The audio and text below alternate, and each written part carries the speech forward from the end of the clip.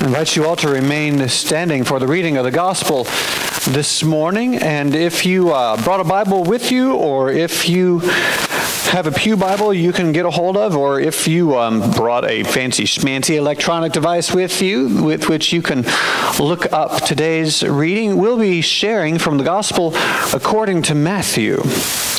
Matthew chapter 22, as it's printed in your bulletin, verses 15 through 22. I'll be reading this morning from the Common English Bible. I do not have an autographed copy of the Greek manuscript with me. To my knowledge, no such thing exists anymore. It's lost to the tragedy of history. But somewhere in between the words on your page, friends, and the words on mine, there is a word that God will speak to us together. A reading from Matthew.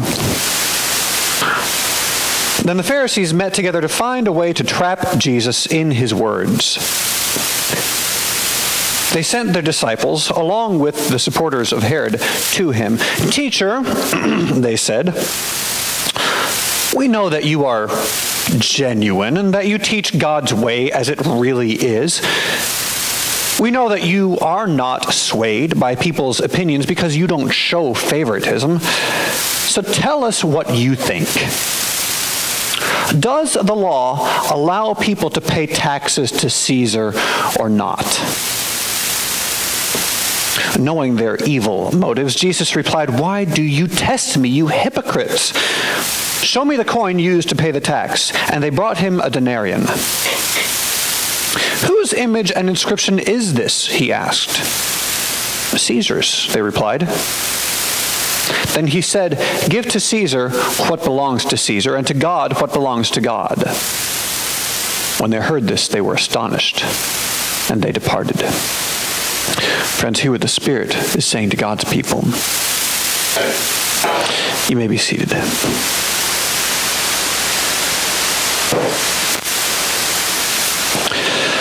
Let the words of my mouth and meditations of my heart be pleasing to you, Lord, my rock and my Redeemer.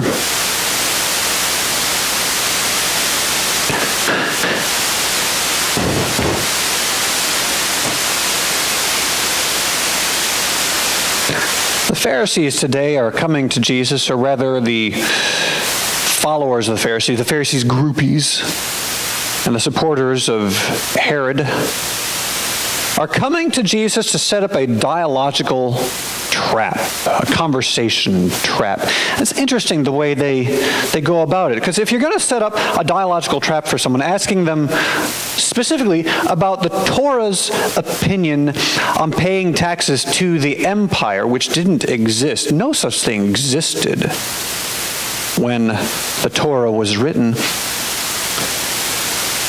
why do you start the conversation this way? "Teacher, we know that you're genuine and that you teach God's way as it really is. We know that you're not swayed by people's opinions because you don't show favoritism." What part of Jesus' personality are they appealing to? We know you're honest. Not only that, you're genuine. You're the real deal. You're pure through and through. You're 100% Hebrew. I shouldn't rap in the pulpit. That will only end in disaster. You wouldn't possibly get caught up in the games of Herod's court or the politics of the soldiers. Everything you are is of Abraham. Nothing you are is Roman. Maybe.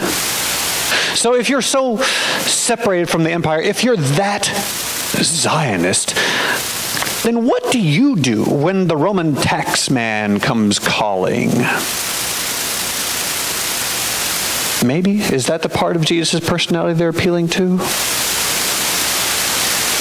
Or are they playing on Jesus' tendency not to quote other rabbis or other scholars, to rely solely on the nature of God, on the law and the prophets for his teaching? You teach God's way as it really is. You don't play favorites. You don't court power because you sure haven't courted us.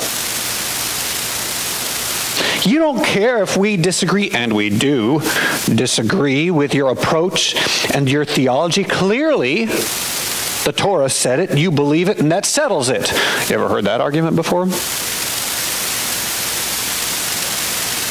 Do you hear these folks who commit their lives to dialogue about the Torah? This is what the Pharisees do. They argue about it. They talk about it all the time. Do you hear them accusing Jesus of legalism and fundamentalism? Maybe.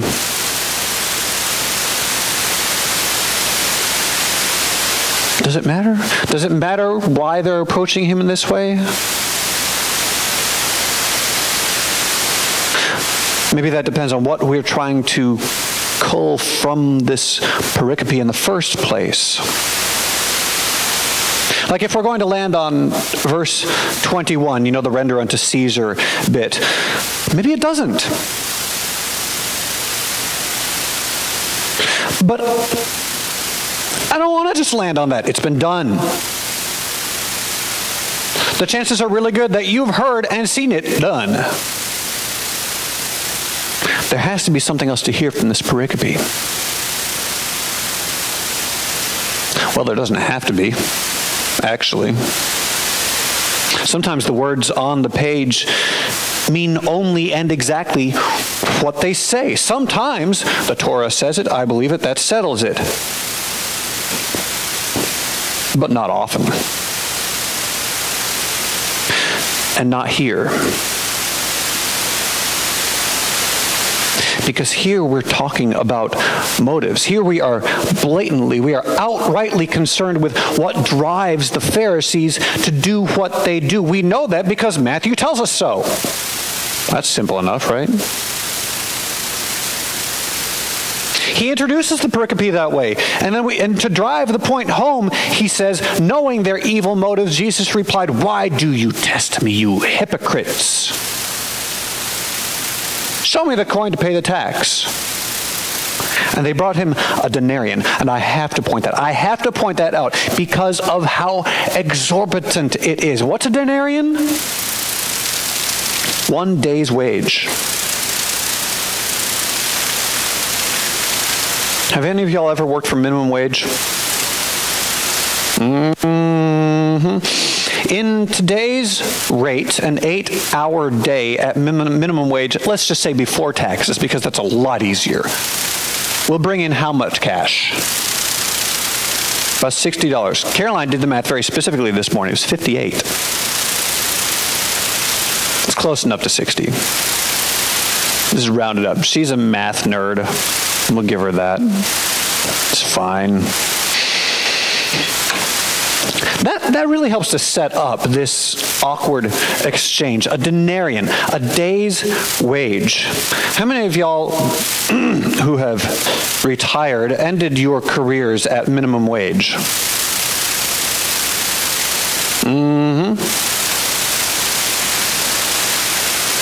I'm not going to ask you how you ended your careers, what your pay grade actually was. That is not my business.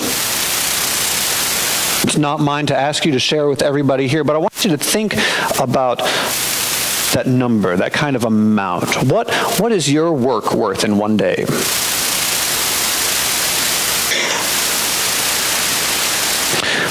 They brought him a single coin worth, in today's market, at least $58, maybe more like $200 or more if you're a professional of some sort. They just handed it over to him. What do they care? There's more where that came from, obviously. Imagine being one of the followers of Jesus who see that coin being handed over, who see an entire day's worth of their work simply being handed over as an example, an object example for Jesus' lesson. What's it feel like to watch a day's work just go by?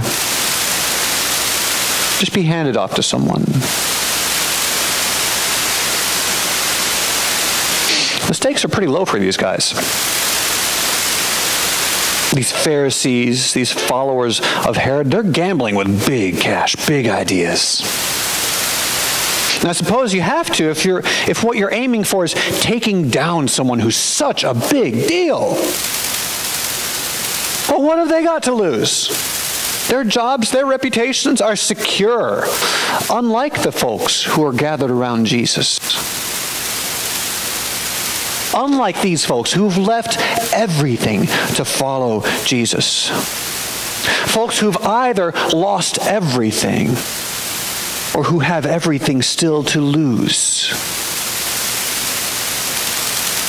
The Pharisees, the followers of Herod, are so disconnected from these people. They have no idea.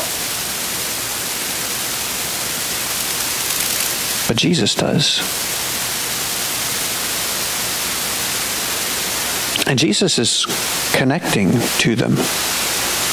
And Jesus is showing them, not just telling them, but showing them what it's like when someone who can do something is genuinely interested and invested in them.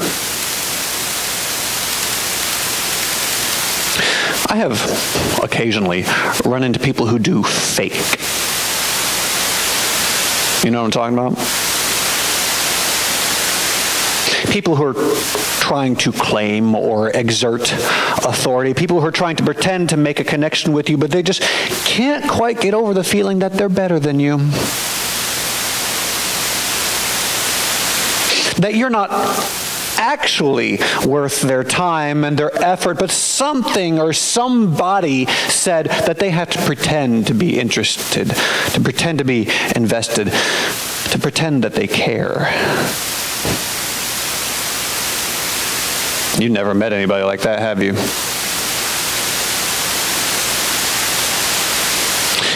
You've never met anybody like that in the church, have you?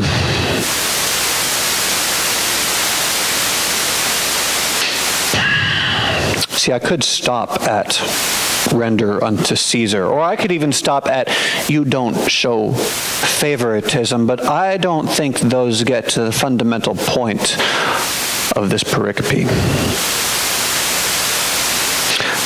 I think the fundamental point is what comes right after Jesus says, "Why do you test me, you hypocrites?" But what comes right after that isn't actually in the text. The words that follow are Jesus actually answering the Pharisees' question, and he handles it beautifully, masterfully, as only Jesus can. You know, as the wise guy that only God can be. But that's not what ought to follow.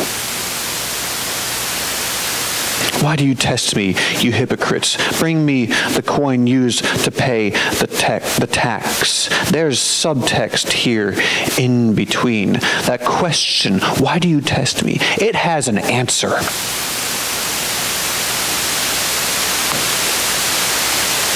Why do the Pharisees test Jesus? Why do they approach him like they do? Why do they pose the question the way they do? Because they may seem all secure. They may act like the stakes are low. This is not a big deal. They pose like their reputations are stainless. But what's going on here is undercurrent. It's subtle. It's hidden from view because it's absolutely shameful. They're just jealous. It's funny that we read about that just a couple weeks ago. Do you remember? Do not desire your neighbor's house. Do not desire and try to take your neighbor's wife, male or female servant, ox, donkey, or anything else that belongs to your neighbor, like your neighbor's followers, your neighbor's popularity. Do not desire the mad skills of God incarnate and wonder why you just can't be that cool. You ain't God. That self-idolatry is a thing that isn't supposed to happen among the Hebrews. It's the kind of thing that marks the Roman court. Deity is a thing that belongs to Caesar. Y'all don't ever forget that to Rome, the emperor is a god. Give to that fake God what belongs to the fake God. And by the way, y'all, what does belong to that fake God? Nothing. Nothing. Nothing. And when the Pharisees start acting out in jealousy, trying to make themselves better than Emmanuel, and I know that they don't realize that. They don't have any idea what they're actually doing. They don't know who this is they're dealing with, but they're trying to make themselves better than somebody who's obviously operating with a miraculously higher authority than they could ever hope to claim. When they start acting out like that, they're trying to claim an authority that isn't theirs. They're trying to take something that doesn't belong to them. They're trying to take what belongs only to God. They're making themselves gods.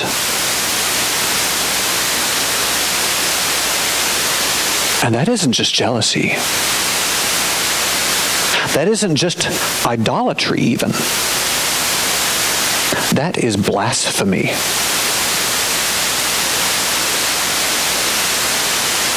What belongs to Caesar? Nothing. Not in the end. What belongs to the Pharisees? Nothing. Because it all belongs to God. All the matter, all this stuff that you're sitting on and wearing and breathing, all the energy, all the ideas, all the imagination comes directly from God, and they are ours to care for. And when we realize that, when we act like we're just trying to care for what God is asking us to care for, well, then God will start to empower us. God will start making us a Pentecost community. I use the word Pentecost because the word Pentecostal means something just a little different in today's culture. A Pentecost community, a community with power, with authority. God will start doing some amazing and miraculous things through us, but it starts with humility. It starts with humbleness. It starts with realizing that our job is simply stewardship. And where it goes from there is a thing that only God can imagine. In the name of the Father, and of the Son, and of the Holy Spirit. Amen.